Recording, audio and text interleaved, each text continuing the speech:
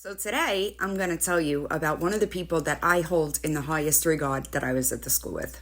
His name is Jon Martin-Crawford. I am going to play his testimony in front of Congress in 2008 about the abuse at the school, and then I'll be back to talk to you about Jon. And is also working with the Community Alliance for Ethical Treatment of Youth, hoping to shed light on the troubled teen industry.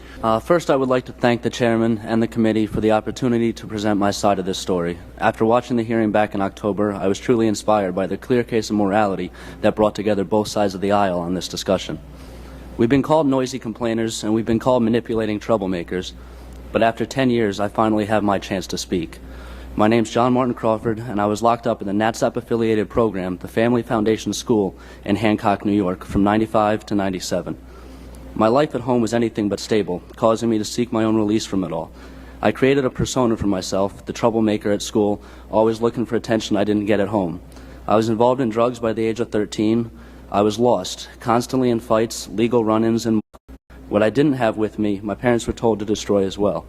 I was left with only a letter from my mother for the next 3 months. I'd been to some inpatient settings before, but this one was different.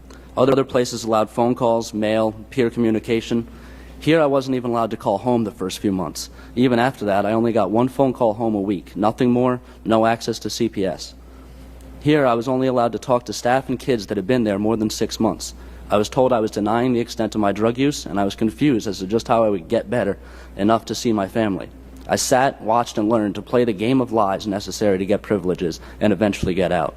I was lucky and figured these rules out quickly enough not to endure what I saw many kids endure, but I witnessed it all, including staff punching students in the face while restraining, not once, but several times. Typical restraint procedures were wrapping kids up in duct tape and blankets. Kids were not let out of this wrap, even to use the bathroom, for feminine hygiene, or just to move around a little bit and extend their limbs. Restraints were not only done by faculty, but students as well. Usually this was even more brutal and was often done in front of all other students to show what will happen if you act out. Kids were forced to eat food they were allergic to and keep eating even if vomiting as a result. We were forced to attend daily religious services and AA meetings and share personal stories with the outside world.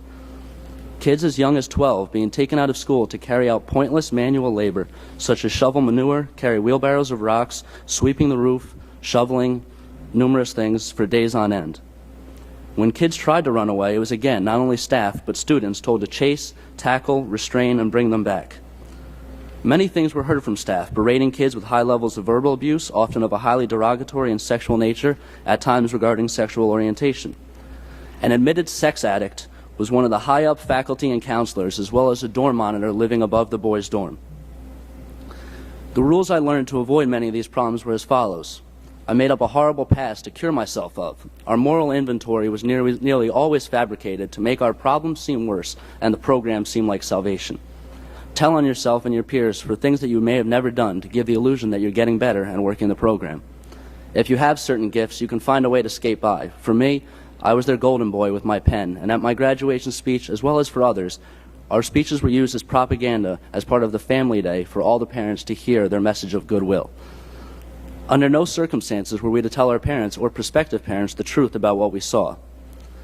I was fortunate enough to go home after a while, but I quickly learned that if I told my parents the truth about what I saw, I would only be explained as a manipulation and lose more privileges. While I had been fortunate enough to miss out on these horrors personally, I gave many tours to prospective parents, always omitting the details of restraints, punishments, and any lack of communication against the abuses that took place. As a dorm leader, I was told to wake up one of the kids in my dorm with the lamp that only had a floodlight as a bulb, burning his retinas. I participated in the restraining and took part in the barrage of verbal attacks just as did many of my peers. I am not proud of this, but we had no choice. If we did not conform, we were being negative and subjected to the same treatment and lack of privileges as everyone else. Once I left, I saw that I was now in the real world with real problems again, and the school had never helped me with those problems. After nightmares of the family led to a relapse, I was soon out of Vassar College and into the military. The training in the military, although viewed by some to be harsh, was a cakewalk compared to the hell endured at the family school. My trust issues were never resolved after leaving the family, and the nightmares remained. Ultimately, these psychological issues and flashbacks led to the need for my discharge from the Army, something I regret to this day. For years, I thought all this was my fault. While the nightmares and anxiety never wore off, getting high at least made it go away again.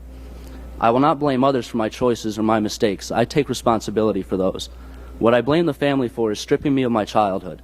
I still have nightmares of being locked up and told I'm ruining my life. I still read their monthly paper of lies and get nauseous remembering what we witnessed.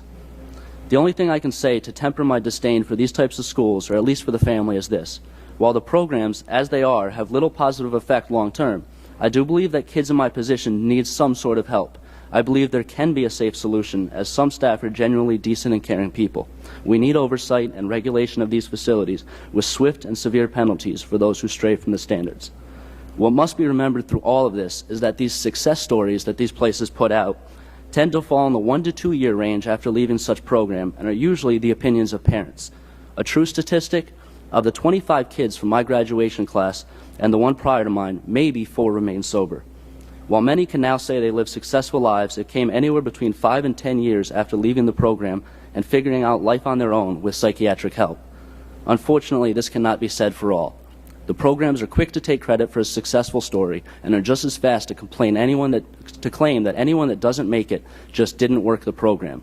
The truth, the nightmares and psychological scars of being dragged from your home to a place in the middle of nowhere, restrained in blankets and duct tape, assaulted verbally and physically, those scars and that trauma never go away.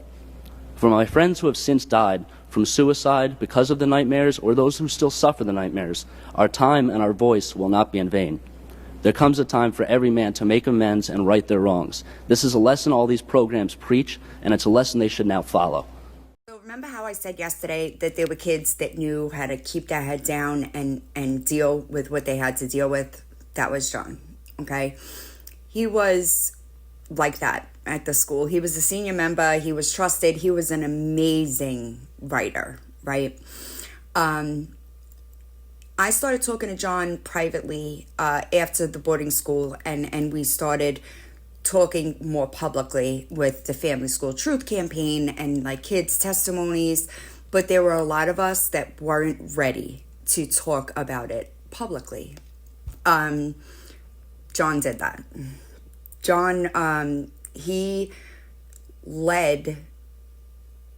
started it all, right? He really did a lot as far as the troubled teen industry and as far as alumni was concerned.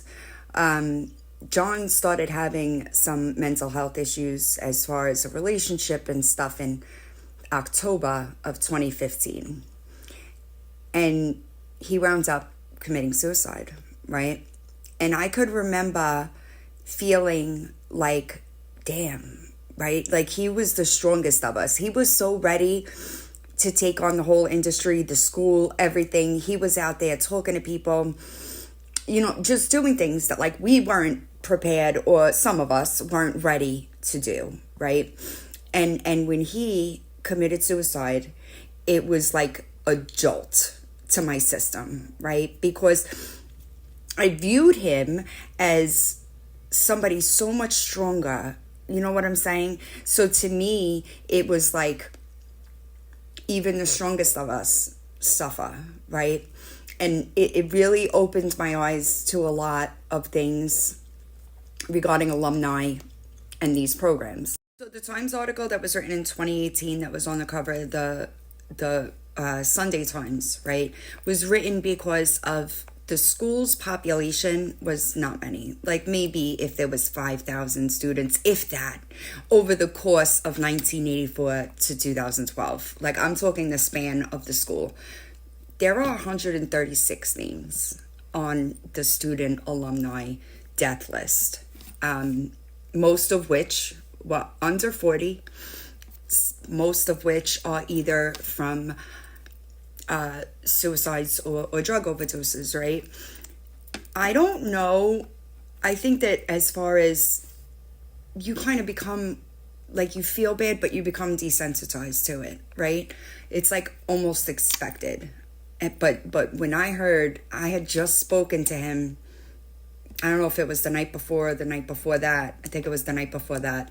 I had spoken to him and like we had been talking about this documentary and it hit me different than like others have, right? Because he was like a champion to us, right? And I didn't see him doing that You know what I'm saying? It's super hard to explain, but like he looked like he knew what he was doing, and he just suffered, you know. And he talks about in his testimony the nightmares, right? And now later, you know, 25 years later, we know that the trauma work is so important, and it's really it's such an important aspect of healing. I also do believe that students that receive accountability from their parents, I think that we're in a different place than the students whose parents refuse to acknowledge that this is what happened. You know what I'm saying?